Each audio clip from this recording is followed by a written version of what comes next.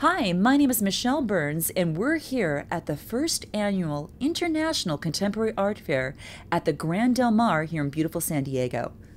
Entitlement by the artist of 5% of the sale price.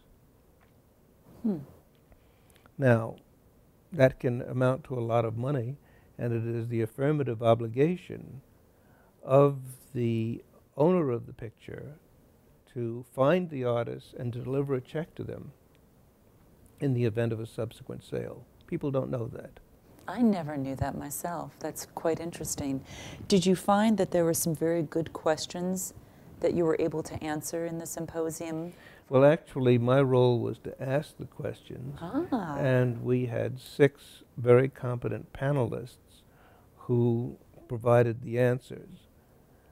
And what I was trying to do was stimulate a dialogue between the panelists and the audience, and I think we succeeded in doing that.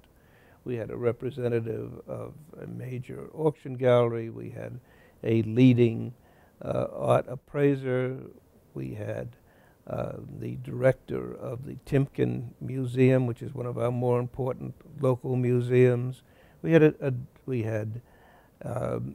an officer of Pitcairn, which is a trust and estates management company. So we had good panelists, and the questions were good, and the response of the audience was good. Great to hear, great to hear. What do you think are the most common mistakes that collectors make when purchasing a piece of art for investment? Well, I don't think art should be purchased for investment. I think purchasing art is very much like deciding who you're going to marry. If you don't think you're going to want to look at that piece of art every day for the rest of your life, you really shouldn't buy it. There are better forms of investment. The most common mistake that people make is they do not do their homework. They do not sufficiently research the artist. They do not ask enough questions. They just are. The purchase of art is such an emotional act. You see something and you react to it immediately. And if it's within your ability to purchase, that's the decision. That's made there and then. It is not nearly as contemplative an act as it really should be. So there is a business to buying art, you would say? I don't know it so much as a business. There is a requirement for experience to buy art well. Anybody can buy art. That's just a matter of making a purchase. But to buy art well and to collect well is like any other activity. It requires study and effort and consideration. How has your work, long ago, I remember reading of something about you being involved as being an art collector long ago in your time, and I'm going to go back a little ways and bring you back. And it was actually at the Plaza Art Galleries, one of the, I guess it was the second largest auction gallery in New York City at the time. That is correct.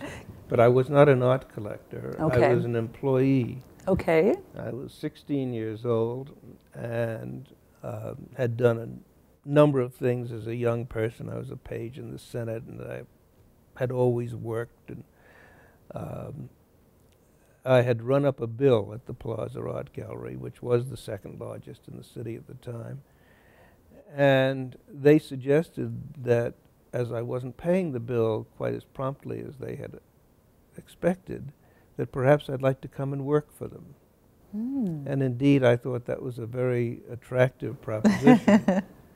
So I was an assistant to the appraisers, an assistant to the auctioneers, and learned the business very differently than most people do, because the auction world is a world all of its own. Most of the items sold in auction galleries are owned by art dealers.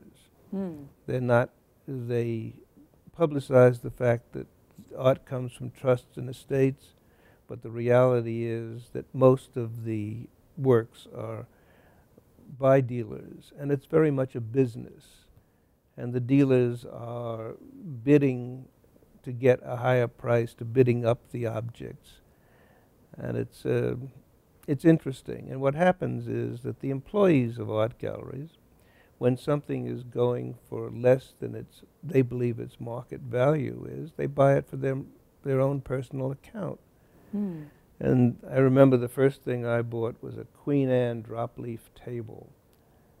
Well, as that was my only experience in buying something that I couldn't put into my pocket.